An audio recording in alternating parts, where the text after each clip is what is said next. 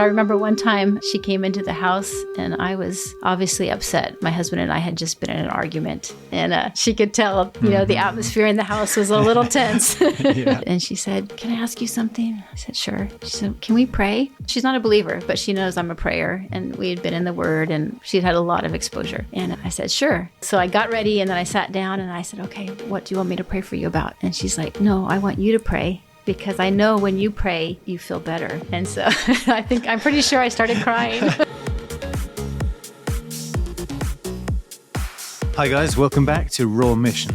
In this podcast, we take you on a journey into places and communities around the world where the good news of Jesus is not known. We want to show you what God is up to, how his kingdom is expanding and growing, even in the most unlikely places. I'm Matt, your host, and today I'll be talking with Hope, who has spent the last 30 years serving in 4 different Middle Eastern countries.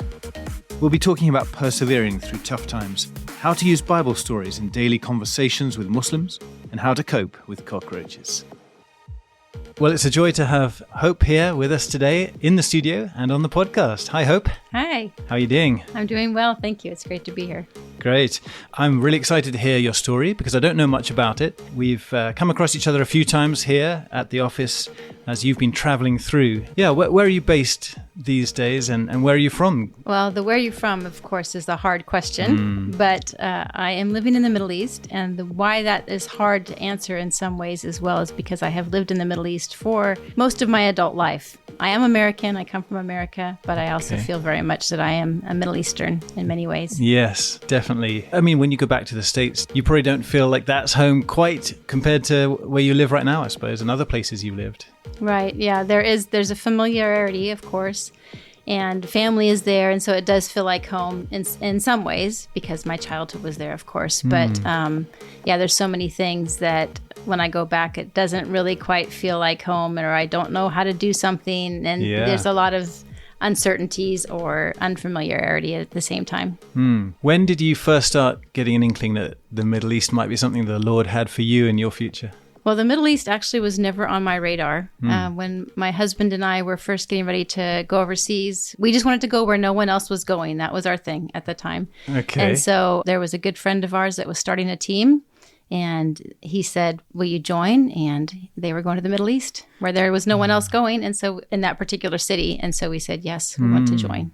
That's awesome. I mean, I love that because we often talk about different people's ways of ending up overseas. I mean, you can call it calling if you like, but I always say there's so many different routes. And my wife was very similar. She joined a team because she loved them and the geography was less important. And of course, if you hold too tightly to geography, you might be disappointed because as your own experience has shown, you get moved around anyway. That's right. Yeah. So this was a sort of joint thing that you and your husband felt called to. Had it been something when you were single that you'd been interested in, overseas work? I had been interested in living overseas, but much more in a humanitarian type way, not really anything faith-based. But then that switched when I came to a very small church in a location that was very close to the U.S. Center for World Mission and our home office at that time. And so I had a lot of that influence speaking into my life. And so my desire to go overseas already was then transformed. And the perspectives course as well was a key thing for changing my thinking about what was going on in the world, God's plan, God's desires for humanity to be reconciled to him. So you guys then were getting involved with Frontiers in some of our earliest days? Yes. Oh, that's great. Early on, way back. Wow. Aging myself there, but yes. Brilliant. Okay, so as a couple then, you were heading out to the Middle East. Are you able to talk about roughly which decade this is? Yes, very early 90s. Okay, brilliant. Can you think back and give us a flavor of what it felt like? Firstly, leaving home, or what was then home, America, and perhaps the comforts of California. It would have been then, wouldn't it? Yeah. And then what it was like to just land on the field in the Middle East. Wow. Well, yeah. So that was a very different experience than it is now in different ways. But one, I had never been to the Middle East. I had never been overseas. I'd been to Canada and Mexico, but never gone beyond that. Wow. So I just jumped in. And that was back in the days when they were still smoking on airplanes. And Yeah.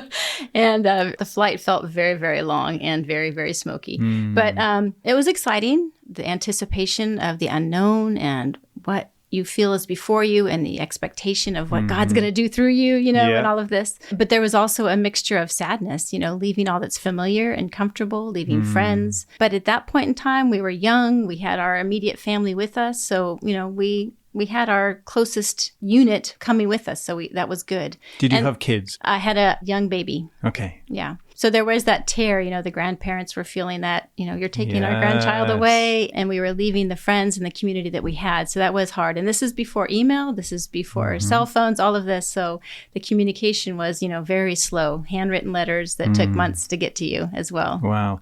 And had folks gone ahead of you, the team you were joining, were you going into a situation where at least someone knew the ground fairly well? Yeah. So our team leader and his wife were there several months ahead of us, and he had some experience overseas before as well. So that was helpful. Good. And presumably you had no language, and you just started Arabic once you got there? Yes. Yes. How did that operate? Was there a language school, or did you just find a local to help? Yes, there was a language school that we went to, and that was a struggle. But it's not an easy language. There were times when it was fine, but I remember being in tears as well for times when this was just so frustrating. I bet. Yeah. I mean, how deeply did you dive into language? We dove in very deep. I mean, our primary focus at that time was focusing on language. So you had that freedom to focus on, several hours a day in the early stages. Yes. That's good. Yeah. I mean, it helps so much, doesn't it, to really get the language behind you if you can. Yeah. But of course, you were a young mum at the same time. I was, yes. So you're negotiating that, trying to work out how to be a mum and raise, your young child in a different context completely. Yes. Yeah, at the same time as learning language. Were you in a country where people spoke some English as well? There was some, and particularly around the neighborhood that we were in, because they were used to language students. So I think they had grown to learn to speak other languages as well, primarily English. So that was actually a challenge for us because we were trying to focus on learning Arabic. And we would go with very limited Arabic and try to speak and get responded to in English. Yes. So that was challenging. Yeah, that is frustrating. How did you get around that in some ways? Because it is easy to just, let's just default to what's easy and find the friends who speak some English so we can feel at home here. Yeah, I think, we were really committed to wanting to learn the language so that we could share what was in our heart and to hear what's in other people's hearts. So I think we tried really hard. We didn't stay in that location for very long where we were living when we were going to school. And that was not the main factor, but it was one factor because we wanted to be where we could be more immersed into the language and culture. So that's one way we dealt with it. Okay. What was the environment like where you lived? I mean, I think most of us, when we think Middle East, we think hot and we think urban. But what were some of the early challenges and what was the sort of physical geography like of where you moved into? Were you in a big apartment block or were you in a house? Yeah, so everywhere we've lived in the Middle East has been big city or relatively big city, and usually an apartment. Yeah, we've never had an individual house or a villa, as we might say, and generally hot in the summertime and actually colder, though, than people might anticipate in the wintertime. They think Middle East, they think desert, hot, but in the winters it can be quite cold. Yeah, and in our current location, it's actually very humid, uncomfortably humid and miserable in the summer. Yes. And decently cold in the wintertime as well. I would imagine when you first moved out, I don't know, would you have had AC and things like that in those days? No, we did a kerosene stove to keep us warm. To keep you warm? Yeah. And what about to keep you cool in the summer? You Nothing. don't. Washcloths with water on them. Yes. Or one of my tricks used to be, putting a fan at the end of the bed and a spray bottle with water that I would spray towards the fan, which would then come back at me and cool me off. That's a good idea. Kind of like maybe a humidifier, or something. Yeah. But I remember, in some of the hottest places in Pakistan where we lived, you just try and have a cold shower and then dive into bed. Your sheets would be soaking wet, but at least you'd have a chance to stay cool for about half an hour until you fell asleep, and then hopefully you make it through the night, not getting too hot and woken up. Obviously in South Asia, we have cockroaches, mosquitoes, and all that kind of stuff. I don't know. What about your locations in urban Middle East? That is the bane of my existence there. Even to this day. Those things. So I can deal with pretty much anything. I don't mind scorpions, spiders, centipede, anything except for I don't even like to call their name, but cockroaches, yes. I don't like those. And they are everywhere. Everywhere I've lived, they have been around. And so, yes, some of my nightmare stories involve those things. Go on, give us one or two. If you can bear to relive those moments. Yeah, it's very hard to even speak them out. Well, the main one that comes to mind, just to preface that with so we do everything we can to try to keep them at bay. I'm sure. Like in summer, when it starts to get warmer, one of the things we'll do is we'll keep one of the lights on at night to kind of keep them away. Yes. We plug up every hole we can find. We put down poison. Yes, been there, shoving little plastic bags into holes. I've done all of those things. Yeah, we get the caulking out and fill up holes, or putty or anything. Some people have these sort of homegrown tricks. Put out eggshells or something. They don't like those. Okay. And goodness knows if that works. But try anything, nothing has ever worked. Some of it's helped, but none of it ever works. But yeah, in the first, it's a horrible story. But anyway, I think it's horrible. The first place we lived, early on, we were actually moving out. So we were in the process of pulling things together. But people from the city came in. And in the Middle East, in the locations I've been, there are drains right in the floor. And you lift up, you can squeegee water when you clean the floors and down to the drains. Yep. And so anyway, in this place, in the bathroom, there was a massive drain that I think went to some city line or something. And it was a big, heavy iron top or cover. But so the city came in and they were going to spray. And these are seasoned people who deal with this all the time. Mm-hmm. And so I was finishing up a load of laundry in the house, and the city guys came in and they lifted up they're spraying around different parts of the house. But then they came into the one room and lifted up this lid, and they jumped back. And I'm sure there was some kind of screech or scream or something. And so it's got to be bad if these seasoned people are jumping like that. Absolutely. But then I'm in another room across the house, and there's just like this stream of those bugs coming out, and I was like, and so I jumped up on the couch. It's not, they can climb, so I don't know why, and I just get me out of here. And I don't remember what happened. I think they went through the house and were stomping on everyone they could. And it was just crack. That was so gross. Awful. Oh my. I was thinking actually, if your living situation there is tower blocks, there's very limited things you can do, I suppose, because you're connected to all these other houses. Right. So as clean or as, it's the same with ants where we were. The ants always find a way in, especially if there's food out. Right. And even if you try and clear every crumb off every surface, if you're in a tower block, there are going to be some homes, I guess, where they don't mind so much. And, right. Yeah. And also, these are not those little tiny ones like you get in America, maybe. These are like Texas size, big size, nasty ones. And a couple of inches long. I know. Yes. My wife always tells stories of the flying ones in Indonesia as well. No, those are bad. All right, we got to move on. Yes, please. Enough on cockroaches. Okay, tell us about just living there at first, because when we first arrived, we noticed all these things. What else was challenging for you, and what was fun and exciting for you in the early days? Yeah, well, plenty of challenges, and like I said too, I had never lived overseas before either, and I'd never gone on a short-term trip or a discovery trip to figure out what it was like and do I want to go or not. I just went. Wow. And so I didn't fully know what I was getting into. One of the things is you have certain expectations of what it's going to be like when you go. And I don't remember at this point what my expectations were and if they were met or not, but yeah, it's just different to go to a place that you've never gone to before. And yes, and I should say we don't encourage that these days. You were some of the early pioneers in the organization, and things have definitely improved over the years. We would recommend visits, short-term trips, all those kind of things. Yes, I would second that. Yes. So one thing, just to preface that, I think we learned early on to not focus on the things that bothered us too much, not to deny reality. And there's a time and a place to acknowledge that these things are hard or whatever, of course. But we didn't want to be constantly picking at, or listing out our complaints about the people or the place where we lived, because that is just brings you down. Definitely. And we didn't want our kids picking up on that or other colleagues picking up on that. But one of the challenges that comes to mind is early on, just not knowing how to do anything. You have an idea, you're an adult, you're going to somewhere and you think you know how to do things. Yeah. But apparently you don't. You don't know how to do them in this culture. So I remember walking down the street one morning on our way to school, and I had my young child with me, carrying him on my hip. And being stopped in the street and told that's not how you need to carry your child. Who are you to tell me how to carry my child? And I think I know how to carry a child. I've been carrying him all of his life. Or, how to make coffee or how to peel an orange, things like that. You're like, really? Yeah. So it was challenging and frustrating at first, but eventually I did realize that this is, the community trying to help me and love me. And so having that mindset shift of, seeing that they're helping bring me into the community and concerned about how I do things. So that helped, having that change. Yeah, that's good. I mean, to be fair, that's a life lesson for all of us, isn't it? Because our heckles go up and we get defensive when somebody challenges us on anything, really, don't we? And that's a good godly lesson to learn. Be patient, try and see the heart behind the challenge. But definitely crossing cultures, that's huge, isn't it? And then we also begin to realize, maybe there's some wisdom in how they do things because they've lived in this environment longer. Yeah. And sometimes it's like, well, I will never understand that, but I guess I'll have to do it. But other times you think, that makes a lot of sense. Yeah. I get it now. Yep. Yeah.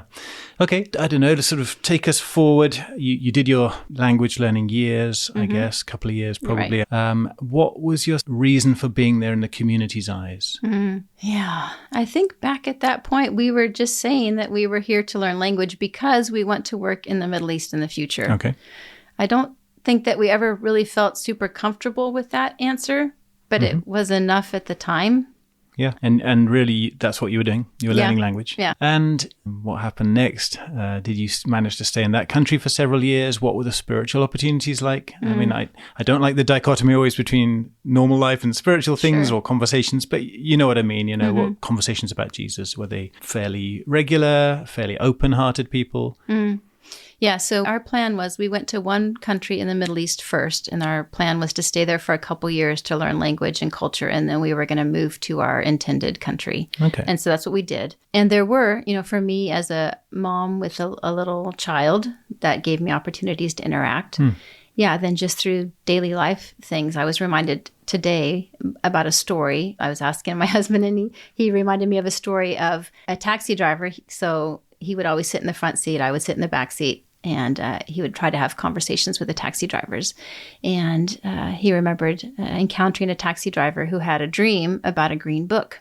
And the Bibles that we all had were green covered Bibles. And so, that got him going on a conversation, and he ended up coming over for tea and coffee and got a book. And I think, he did profess faith. We were in the Word together and professed faith.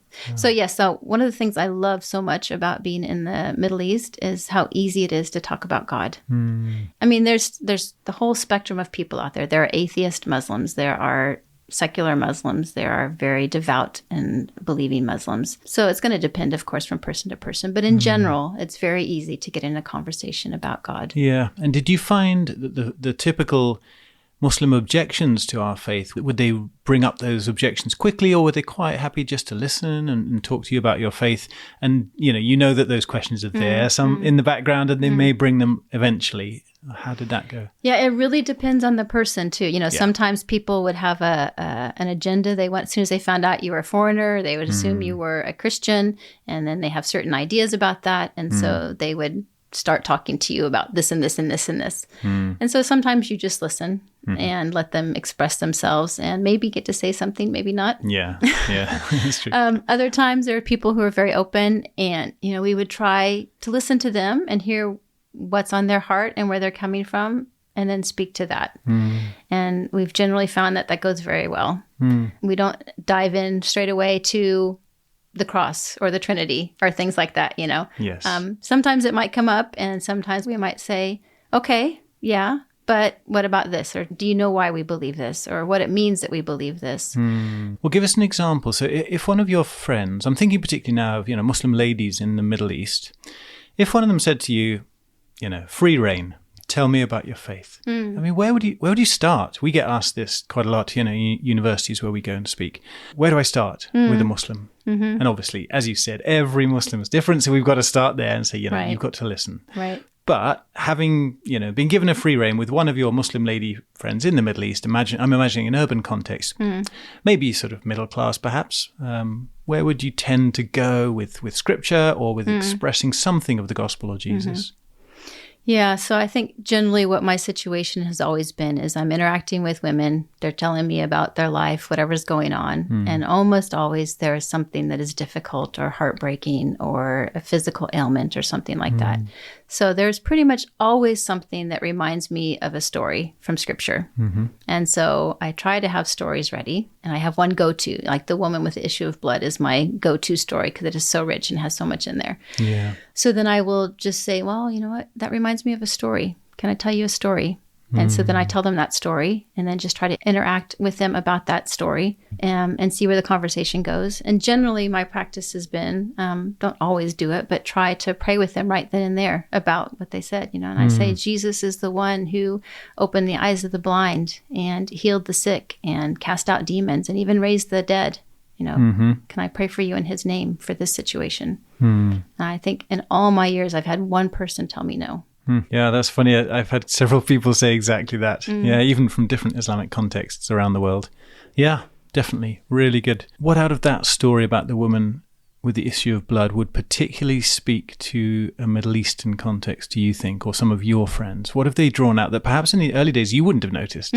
Yeah. Well, that's one of the blessings too. You didn't ask this, but one of the wonderful things about our time in the Middle East is that we have a deeper understanding of the biblical context of, these stories. Some of the things make sense to me so much more now than they did before I came to the Middle East.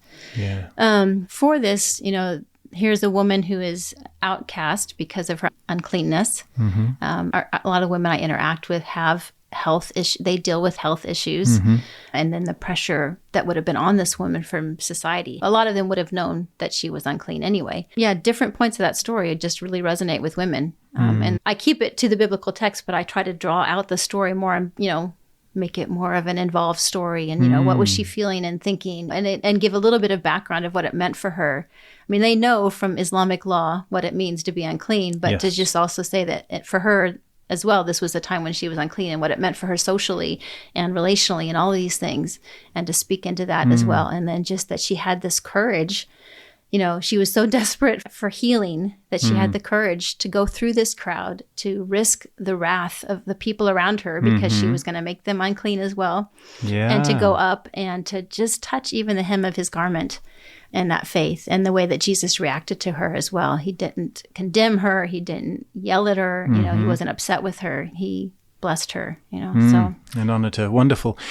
I love that. Just talking about purity and cleanliness. And I mean, there are whole books written out there now about the gospel proclaimed in that lens, in that cultural way. Because in the West, we're so used to speaking about guilt and innocence, sins forgiven. And that's absolutely biblical and true. Right. But sometimes we're talking to cultures where they're more worried about public shame. So this woman pressing through that crowd, facing the anger of her community, feeling like an outcast, wanting welcome and trying to find the Messiah who can give her that and healing. It's just brilliant. It's a wonderful story to go to. So yeah, I encourage our listeners to think about that, to look into Scripture with that sort of eyes of different cultures. It's really important. One of my favorite books is a book called Jesus Through Middle Eastern Eyes, Kenneth Bailey. Kenneth Bailey, yeah, it's just brilliant, isn't it? Yes. And that's just what you're talking about. Such brilliant insights into very familiar stories. And it also reminds me of The Chosen. I don't know if you've seen the series, but that episode about the woman who bleeds, I mean, it's just very powerful. I'd encourage our listeners to check that out. Great. So, take us on in your story out there. Okay. Yeah. Wow. So many fun memories. So we had our couple years that we were going to start out, and then we were moving to our intended country, which we did. And because these two countries were right next to each other, I was expecting that they were going to be very similar, and I would not have culture shock again. But the two countries were radically different. And we had visited it as well. We had done a couple of visa runs and visited and, got an idea. And honestly, on those visa runs, we're like, okay, this is the place we're coming to. But I don't like this place. I really don't like it. And it was a hard place. This is 30 years ago. This was a very different place than, it's still got a lot of those challenges, but it was a very different place at that time. Very closed off to the outside world. Okay. Very hard to live in as far as feeling watched and feeling not a lot of access to anything as far as certain goods and things like that. Yeah, I was going to ask also about just even being American passport holders what was the feeling in your first country then about Americans? Was there anti-American feeling as well, or were we fairly okay like that? The times we were there, it was just following the first Gulf War. And then while we were in our other country, the second one. But there's really only been a few occasions where there's been something said. And one occasion where things got a little tense with some neighbors. But overall, it has never been an issue anywhere we've lived. People have always said, yeah, we don't like what your country's doing, or we don't like such and such, but you are not them. You're different. Yeah. And hospitality trumps politics. Absolutely, yeah. Yeah, often. Yeah. Not always, but for most ordinary Muslim folks, hospitality is huge, and they can accept the individual. They're like, and separate. We can't do anything with what our country does either. Exactly. That's what I always would say to them. I was like, well, you know how you don't always approve of everything your government does? Yeah, that's kind of the same for us. Right. Please don't judge me by I don't have a direct line to the president. Exactly. Sorry. Yeah. Yes. So there were early challenges there. Yeah, the culture shock was surprising to me. So our initial 6 months in our new country was very difficult. And by then I had another child. So I had a baby and a young child as well. We moved into a new culture. The language dialect was different. So we just spent all this time working on Arabic and thinking, oh, it's going to be great. And it was still good. And I highly recommend getting that foundation in Arabic or your language. But it was just a hard transition, much harder than I was anticipating. But the thing that helped, God obviously changed our hearts and minds. But something that was really helpful is the place where we were living, our landlords lived right downstairs from us. And they just took us into their family. And we became a part of their family. And that really helped change my attitude along the way. And I really grew to love that country, and I still love that country very dearly. That's awesome. So did they become sort of auntie and uncle to your kids as they were growing up there for the first few years? They did. Eventually they left, actually. But for that time, we were very much in each other's lives, and they were always hanging out. Our kids, and Arabs love kids too. And so they were always at their house and doing things with the kids. It was great. Yeah, that's precious. Yeah, there's that great promise we have to hold on to, don't we, from Jesus, that he who gives up mother and brother and father and so on fields for my sake will receive all these different things. Yes. And in the age to come, eternal life, of course, he throws in along with sufferings. Yep. So we don't ignore that. But there are, beautiful relationships that we're given. They don't fully replace our home relationships, but they are blessings that we can lean on. Yeah, we have a multitude of family. That's one of the blessings of this as well. Okay, so how many years did you stay in that first, well, I suppose it's your second country? So we were there 15 years. And our plan was to be there until I died. That was my plan. Yeah. Yes. Gosh. That's a long time, 15 years. Give us some highlight people or stories or whether highs or lows. What were some of the big moments of your time in that country? Well, it was a very untouched country as far as people having the chance to hear about Jesus. So we would often say that, people talk about plowing the fields to be able to sow the seeds. And we always used to say that we were still just taking the rocks out of the field so it can be plowed, so the seeds can be sown. We did see one friend in 15 years come to faith. Oh. But something that I heard from the Lord early on was from Zechariah 4 about not despising the days of small beginnings. And so that's something that I've kept all these years. And I think, I encouraged our coworkers at the time and encouraged myself, let's not despise these days of small beginnings. There are foundations being laid, seed is being sown. God will do it. God keeps his promises. And we're seeing some of the days of small beginnings ending now. Yeah, speak a little bit more into that then. Tell us how you know that things are a bit more encouraging these days. Is it in that country? Is it with diaspora people? Yeah, so it's with diaspora people now. It's amazing that I can even say this, but we were seeing people from this country following Jesus in numbers that would have just been a dream, 30 years ago. And that's happening more and more across the Middle East. It's still just a drop in the bucket. Yes. But compared to what we saw before, it's amazing to see. Yeah, that's great. Yeah, praise God. It's sometimes when you're in the middle of it, in the thick of trying to plant the gospel in a very tough place, it can be hard to think this will ever change. These people are so hard or, so on. But you're right. You have to remind yourself, no, trust God's word. We're here for a purpose. And then also to look back and try and get a bigger picture. That's what scripture does for us, isn't it? It gives us a bigger picture that God has a much bigger plan. Even if there's hundreds of years where he seems silent, then the Messiah came. Or there are decades and decades in the desert. but then there's deliverance. And so Scripture gives us that bird's eye view, and also church history and even modern missions history. So many places where for years there was work, and not much fruit. And then workers were kicked out, perhaps, and then there was lots of fruit in decades following that. So that's what we cling on to, isn't it, as workers, that God will be faithful and he will do it. Amen. And that's what's helped us persevere through the years, is knowing that God will keep his promises. And he said there will be a multitude before his throne from every tribe and tongue and people and language. Exactly. So, I mean, our desire, of course, is we want to see this. We want to see things happen. But we know that even if we don't get to see it, that it will happen. Yeah. Hi folks, we have a new way that you could help us out at Raw Mission, besides writing us a review or giving us a 5-star rating.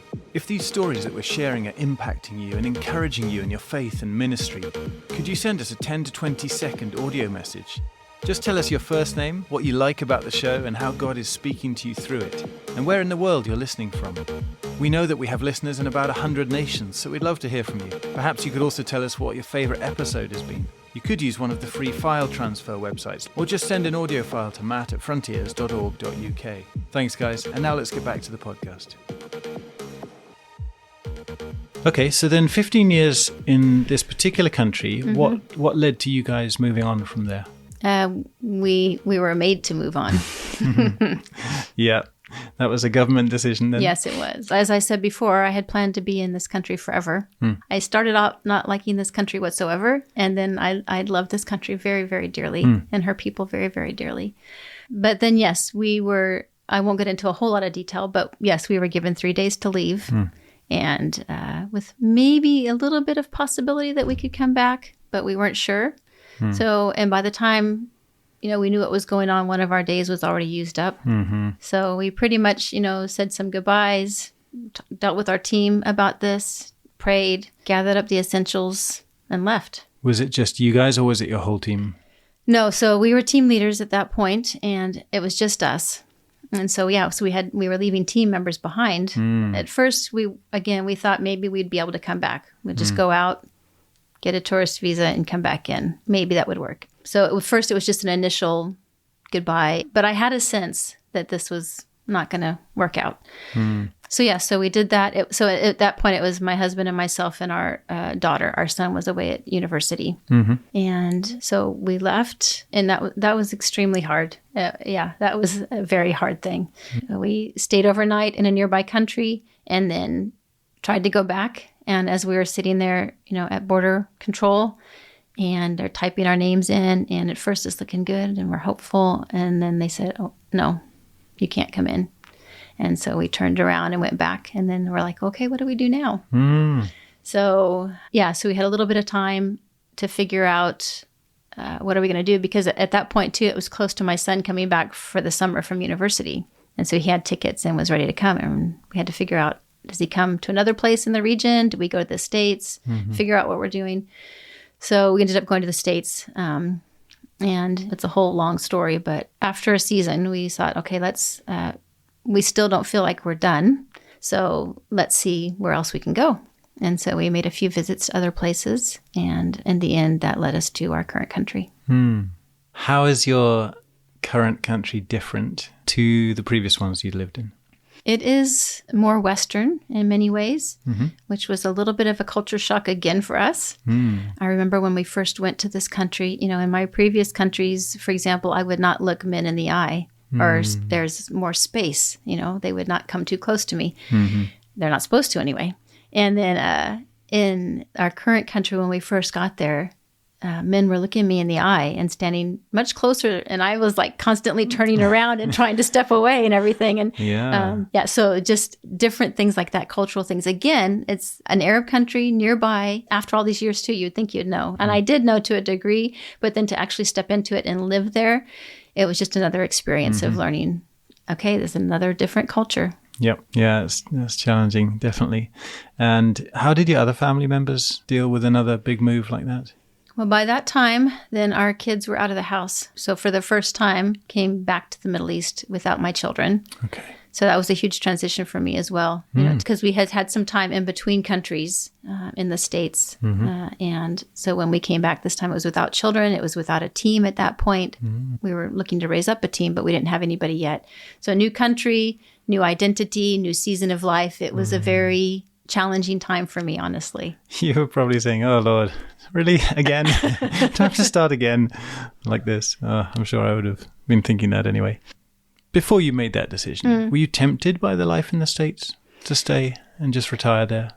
Well, there have been times, and at that one time before we came to our current country, because I was leaving my children behind, there was a temptation to say, maybe I could do something here, because it was very hard. Especially, I mean, anyone who, when they're first empty nesters, it is very difficult to have that change. So there was a temptation there, and we did pray and consider it, but we didn't feel that it was the time. Okay. And not to say that would have been wrong necessarily, but yeah, you had to seek the Lord and step out again. I suppose in some ways, having lived out in the Middle East for so long, it would have been a step of faith to stay in America as much as a step of faith to go back to the Middle East, because either way, there are going to be challenges, frustrations, difficulties. So in a sense, you're caught between a rock and a hard place. Yes. Whatever you do it in faith. Yes. Yeah, that time between countries, we were in the States for a little bit. My husband did some further studying. And that was the first time we had lived in America in 20 years. And that was another challenge and something to adapt to. And so, yes, that is very real. Like life in America at this point would be another adaptation for us. Yeah. So you've experienced quite a few different teams over the years, because even if you're in one location for 15 years, I'm thinking that your team probably went through some changes, as most teams do. What do you look for on a team?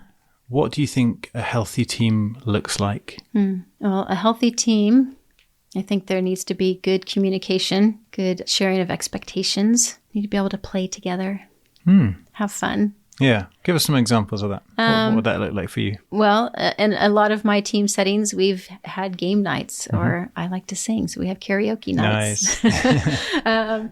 It's hard for me to get anybody else to join me sometimes, but just to be able to, you have to be able to have a release and have breaks. And so to be able to play together or to have fun together is important. That's good, because we can't take ourselves so seriously. If you might be surrounded by challenges, or some people live in sort of violent areas.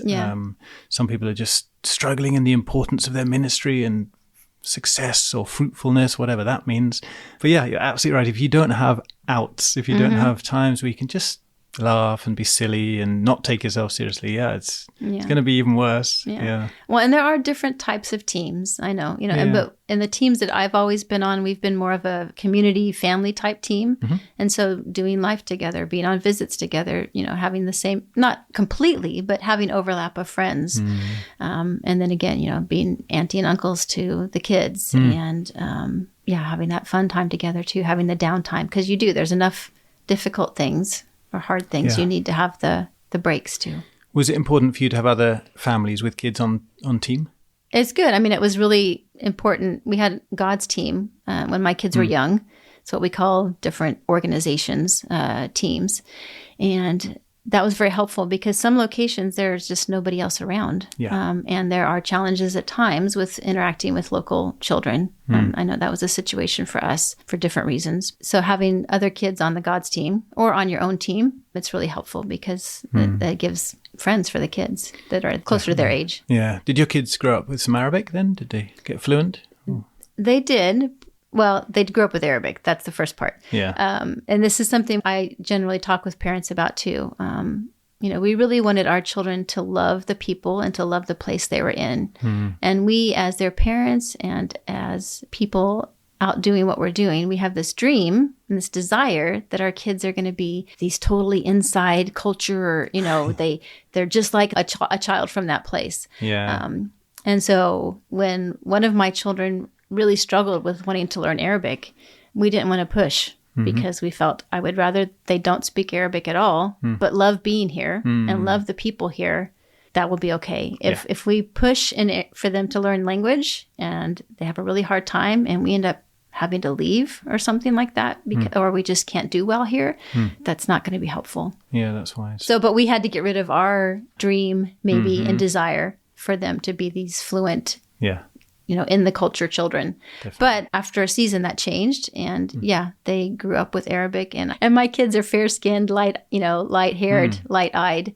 And I remember our friends sometimes just laughing because they're these little, very obviously not Arab-looking children speaking with this beautiful local accent. Yeah. It just was so strange to them and so fun that they just had to laugh. That's awesome. Okay, and tell us about the situation you're living in now then. How many years have you been there? So we are coming up on almost 11 years now in this current country.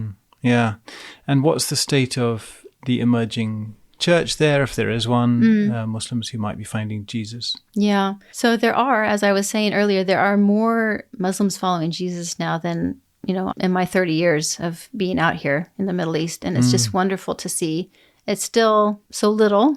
We still want so much more. But the fact that something that I'm always shocked at is that I can, without blinking an eye, without even it giving me pause, talk about dozens and hundreds of Muslim background followers of Jesus. To say that 30 years ago would have been unbelievable. Yeah. A dream, but it's not happening. That's right. So that's where, it is exciting. So yes, there is a local church where we live. There's both traditional and evangelical churches. I mean, in my city, that's very small, but there are, Muslim followers of Jesus, and it's growing, and it's very encouraging. What's your role or your team's role in the emerging or the developing of that church? Especially the Muslim background one. I'm assuming there'll be some who may be not from a Muslim background, but I don't know. Maybe they're all from a Muslim background. Well, my husband and I, we are part of a community. We are not on a team now, but we have a community of colleagues that we're working with. And so among us, there are, different groups of believers. And my husband and I are working with currently one family who has come into the kingdom, and we are longing for them to have community to be built up around them. So that's still in process. But there are, others that we are either still sharing with or praying for or, in some form of discipleship. But we don't have multiple churches or anything like that happening. Sure. Could you speak, we think of the Middle East right now, and all on our news, of course, the devastation going on in Israel, Palestine, the Gaza Strip. I know that in some of the countries you've lived in, there have been communities that have come out of conflict or perhaps are still in some conflict maybe. What have been some of your experiences working in an environment where politics or war or violence or terrorism has impacted the communities you've worked amongst? Give us some insight into just how that affects the people of the Middle East in your region. Well, there's so many ways, of course, that they would be impacted and affected. But for us, just a couple thoughts that come to mind. One is we have worked with people who have been impacted, who have been refugees because of various situations across the Middle East. And some of those have become believers. And, it's amazing to hear, but we've had people say to us, not that I would have wanted this tragedy, this war, whatever, but because of this, I know Jesus now. And so it was worth it for them. So that's an amazing thing to hear. It's a beautiful thing. And so we are seeing people, people who have been displaced, people who have been rejected, coming to Jesus. They're finding hope. They're finding purpose. They're being seen and heard, being loved. And for me, for a season, I was working with refugee women as well. Again, this can be a population that is kind of ignored by at least the host government or other agencies. There are agencies, but also they get overwhelmed because the needs are so great. And so for a season, I was working with refugees as well, doing mom and baby care, helping pregnant women and women shortly after childbirth. So that gave me many opportunities to, again, love and serve women, and especially at a very vulnerable time in their lives, and to give voice to those who might not have a voice and help them be seen and heard. And again, love them, share stories, pray for them. That's wonderful.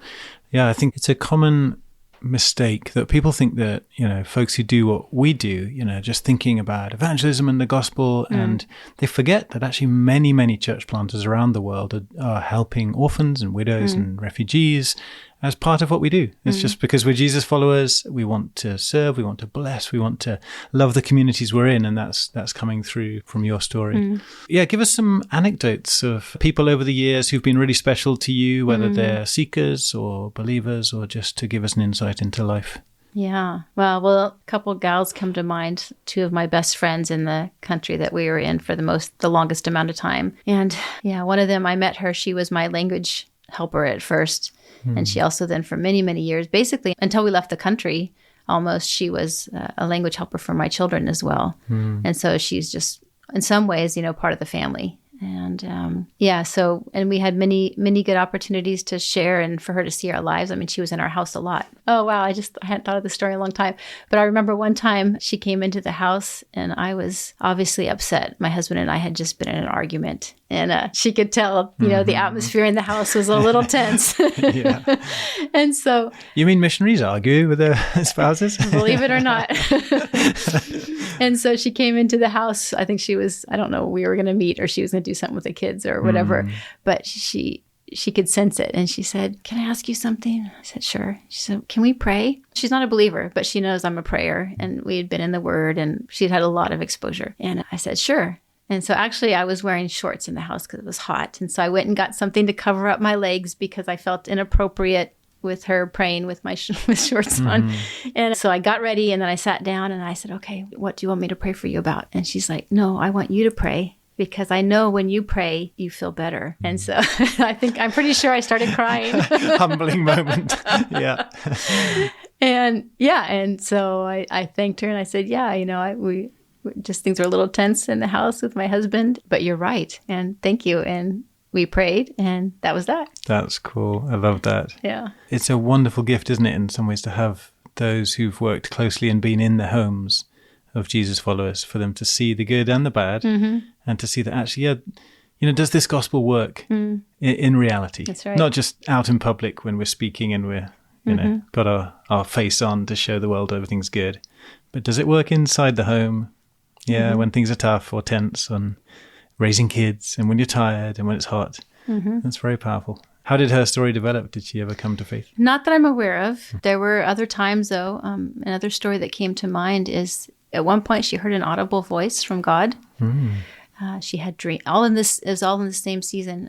And this voice was very specific about her belonging to the Messiah. Wow. And in that time, too, there were dreams that, also were very significant. And as I said, we were in the Word together, but as far as I know, she has never come into the kingdom. We're still in touch, but yeah. Well, maybe our listeners will just pause and pray for her right Amen. Now. Okay. Yeah. Any other anecdotes, sort of favorite stories from your years? It must be so hard right now to be thinking of all the different things, but so many stories. We're going to sort of draw this together in the last few minutes. And so, leave us with a couple more stories perhaps, and any favorite scriptures that have sustained you.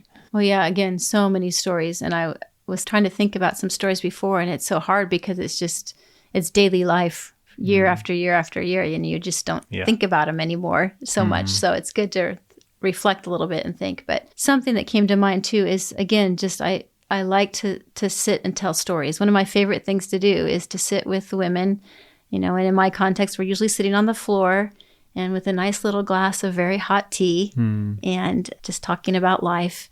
But again, there's always a story. There's always something. And so one time I was on a visit and I came, and it was not a mealtime, but when I showed up at the house, the mom told me, "Well, we haven't eaten anything yet." And this was a poor family. So because we didn't have any more cooking oil and they had run out, and they had sent one of the children off to get some from another relative. And so while we're sitting there talking about that, I said, "Oh, that reminds me of a story." And my friend just had this look on her face like, "You've always got a story for everything." And I think she actually said that, "You've always got a story for something." I said, "Well, do you mind if I share the story?" She's like, "No." And we love to tell stories and hear stories. And so I told the story of, the widow's oil. And with this particular family, there's multiple times like that. Another time I was sitting outside with them because it was hot. We're sitting in the courtyard area under a tree, and it was nighttime, and the power went out. And one of the little children had a coin she was playing with, and then she lost the coin, and it's dark. And so then we're pulling out the cell phones trying to use the light on the cell phone, looking for it. And I'm like, oh, this reminds me of a story. Wonderful. And so just always being able to connect God's kingdom with life. And there's just so many great stories, probably everywhere, but particularly I feel like in our Middle Eastern context, there's so many things that relate. So and that's good. It's a good reminder as we think about, interacting with Muslims. We're not there to present a perfect theology, systematic, all put together. Sometimes that could make people feel very, I can't do that. That's so beyond me. I don't want to get into big arguments and so on theological or religious levels. But we can all be storytellers. We can all share a story from Scripture or just from our own lives and how God's connecting into that. Absolutely. So that should be, I hope, a real encouragement for people, thinking about this kind of work. Yeah, and just with what you said there too, like I don't get into arguments. That's not usually going to work. Yeah. So just as you said, telling stories, saying what Jesus means to me, what Jesus can do for you as far as real practical life stuff. Bring peace into your marriage, bring healing, give you wisdom for this thing, and how to raise your children, things like that.